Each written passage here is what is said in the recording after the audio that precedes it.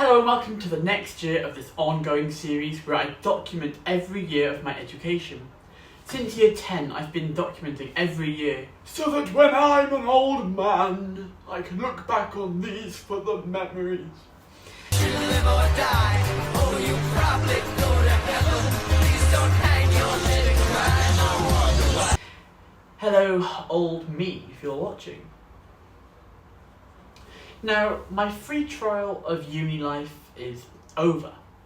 Not the price, I've already got the cost of 1 year that I'll probably never have to pay back, that's already racked up. Not only for the cost, but all of the marks and results that I had last year don't count towards my overall degree. But yeah, it would have been good though, because I did get quite a good mark last year. But from now on, everything that I do does count towards the overall grade, so no pressure. Now, this is part 0. Why? Because it'll take you up to the day before uni. I'll be talking about getting my student accommodation, moving in, and all that jazz.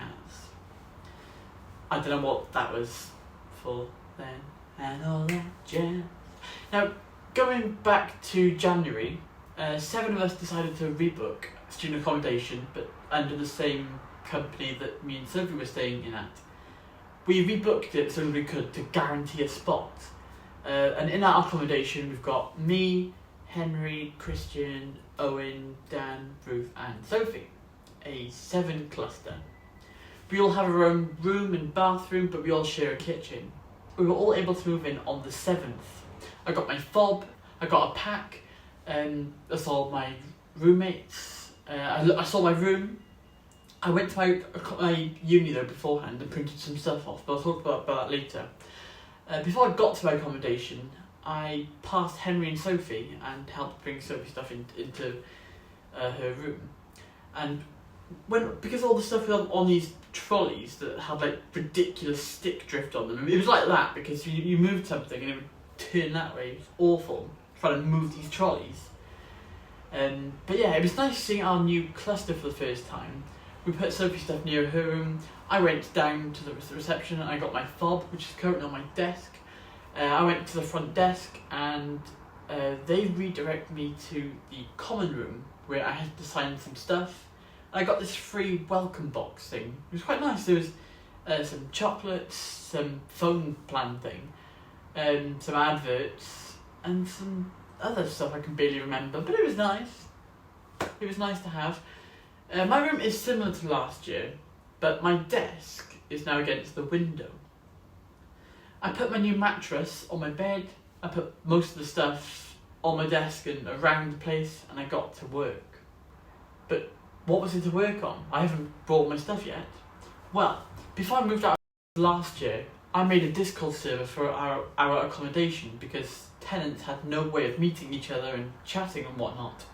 I set it up while on the loo at some point mid-August.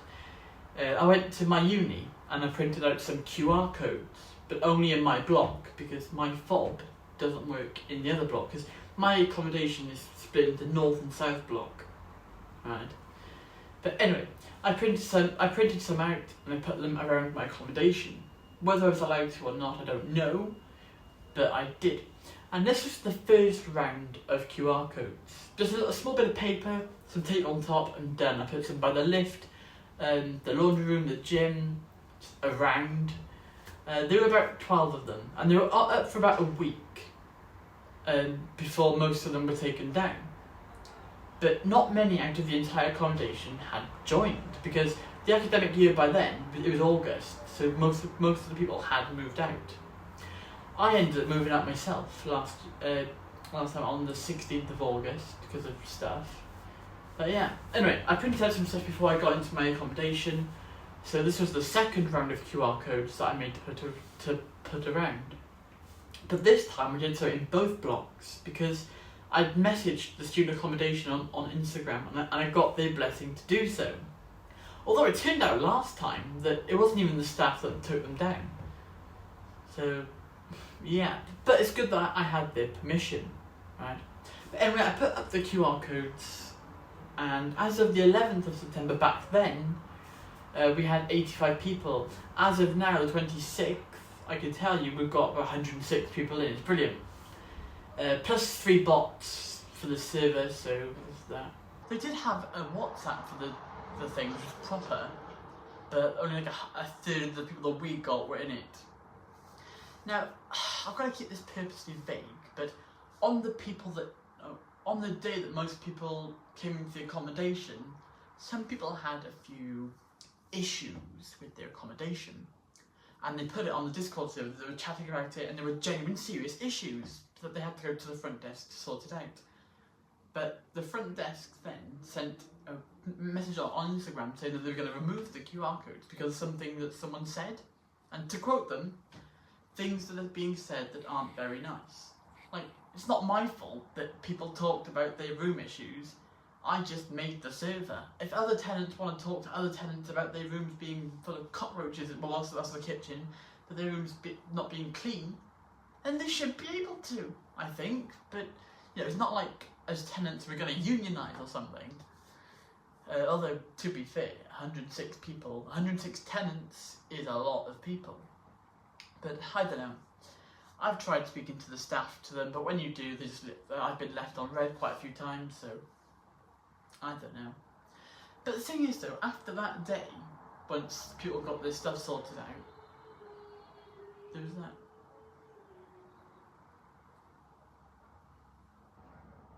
But yeah, it was the tenants in my Discord server saying about, and complaining to each other about their rooms. Like some people had cockroaches, someone had a frozen over freezer. There's all sorts of stuff. But I've got to be careful what I say here, just for reasons. But if you've got loads of tenants complaining about their rooms, there might be a slight possibility that there's something wrong in general. But that's just my opinion. I could be wrong. There were quite a lot of issues that they had to go to the front desk for to sort it out, but because of it, and I think the Discord server had something to do with it, I got a text saying they were going to remove the QR codes for it. I do think it's a bit silly, but then if they're worried about PR or something, then maybe they should fix it. Touch wood, I didn't have anything wrong with my room. But there we go. If other tenants want to chat to other tenants about it, they should be able to, surely. I was more than happy to speak to the staff about it, and if they joined the Discord server, if they wanted to, and they could tell students that they were there and were there to offer support and advice and whatnot, rather than just being in there lurking. That annoyed me a little bit, but yeah. The main purpose for it is like helping each other out with stuff like the induction hobs and the Wi-Fi, people meeting up for drinks and meeting in the common room to play games and stuff. That's what it's mainly for, because my student accommodation has no way of meeting people, no way of doing events or asking for help unless you know a flatmate. Right.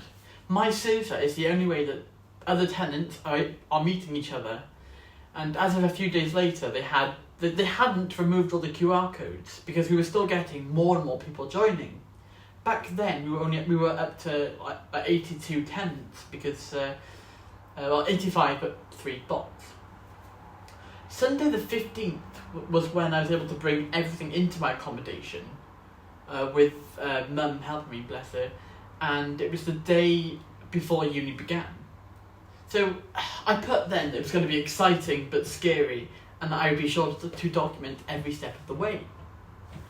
Sunday the 15th happened. I packed all my stuff the night before, and in the day we packed it all into the car. The boot and back seats were full and cramped, but it was worth it to make it all in one trip. But I was sitting there literally like that in the car. We did manage to get all in. We arrived at about 1:45, and we brought everything into my room.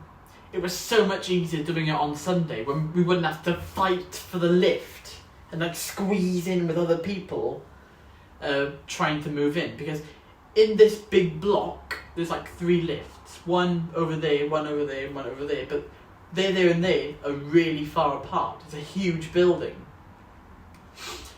Eventually everything got put into my room and I began unpacking.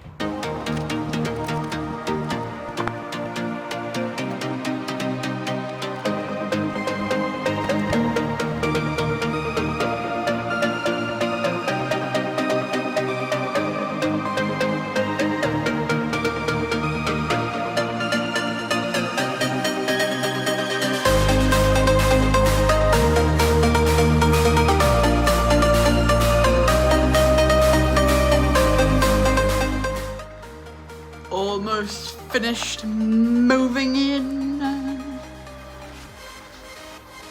My room this year is a lot bigger than the last one. Quite cool. I was done unpacking everything at about 2:30ish. I chilled in my room for a bit and then I went live. First time in my new room with my flatmates possibly being able to hear everything I say. Henry came into my room at one point when I was live. I know Henry's watching this. Hello, Henry. Yeah, he came in when I was live streaming at one point, and enjoy. Just checking then on the Discord what was going on. Oh. Hello. Jamie, what are you doing? I'm live. You what? I'm live. Oh, hello! No. Do you eat cereal with Kilk? Not cereal with Kilk, no, I drink Kilk. Oh, okay. Love you. Love you too. Bye. You know, everyone on stream's just seen that. Huh? Everyone on stream's just seen that. Good. That was Henry, who's in my class. Yeah. One of my neighbours. And then not long after, Christian came in and we had a lovely chat. A lovely mini chat whilst I was still alive, that you can never predict what's going to happen. Hi, Jamie. Hello. How are you? I'm good, you? Not too bad. I haven't actually seen you yet. This is like the first time. How are you? Yeah, good. Say hello if you want to. Yeah. Hi, everyone. Live appearance. Good holiday? What? Good holiday? Yeah, not bad. Yeah? Yeah. Good, good. At I've usually 20 done this before stream, actually, but hey, the room's looking good.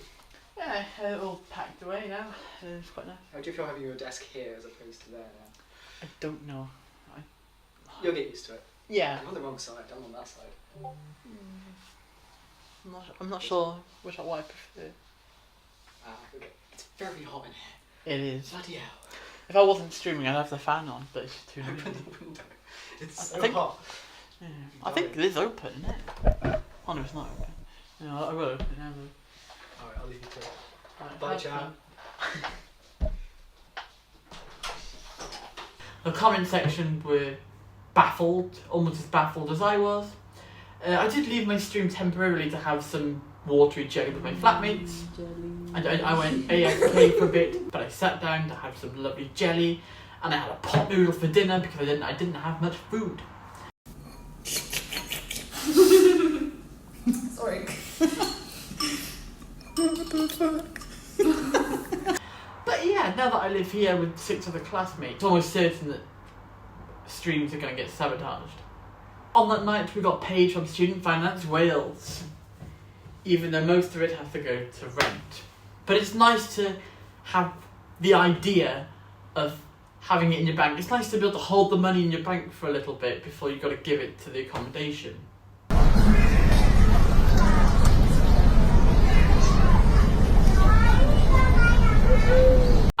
I ended up doing my payment until January, the day after, on the Monday. So it was just easier to do. So I spent like, how much was it? I think it was like 2,800-ish, very roughly. And that was my rent until January, done. So it's just all sorted now. But I just over £1,000 left of my payment. The next thing I want to talk about is the drama audio I'm doing. So ages ago I was applying for more acting agencies and work, and one of them was for a Doctor Who audio drama. I applied for it mid-August thinking, I won't get it, but I'll apply for it for a laugh anyway. But I got a text back and an audition, which was on Discord on the 30th of August. Now, because it was going to be a bit loud, I figured it was best to do the audition outside. I was sat on the field, somewhat close to my house, at the back of my house, or just after the back of my house. So I was sat on the field close to my house with my phone and iPad in hand. My phone was on my tripod, which I'm using right now to record this. And it worked. Although at some point some kids walked past. So I was on the field and the kids were like, "Are you making a TikTok? I want to be TikTok famous."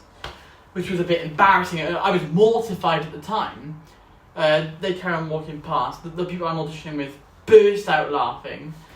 I carried on until the audition was complete. And then we were all told, because there were several of us, so everyone heard those bloody kids, that we'd be told whether or not we got it. 3 days later, on September the 2nd, I was offered the role that I had applied for, which was Shell in a full-length fan audio for Doctor Who. I was so excited because I'd never done a huge voice acting job before. As of writing this, it was the 20th of September. As of performing this, it's the 26th. And we have very nearly finished recording it. We've just got one more to do in a few days. But we had several sessions to do this. I bought a mic and headphones for it, although for the first night I had to borrow Christian's because I didn't know I would need headphones. I only knew that I would need a mic. So I bought them, we did the recording sessions, but before we did do them, we all discussed how we were going to do each character with the director, which I really enjoyed that because it was nice to sort of be on the same track as him in what he wanted, although because I got the audition, I was chosen, I sort of had it right. So this is still an ongoing thing, but it's a fab experience doing it. I've loved it, and it's exciting to be in a full-length thing for Doctor Who, even if it's a fan audio, but still, it's a brilliant experience. Now, this video has taken you right up until the start of uni, which was the 16th of September. Join us next time when I get pissed, run a workshop, and begin the start of university, among other things. Part 1's going to be really busy, and yeah, this is just part 0, which establishes the rest of the series. But anyways, thank you all for watching. Be sure to like and subscribe. Have a good day. Don't forget to drink hot chocolate. Stay safe, and from me, it is goodbye for now.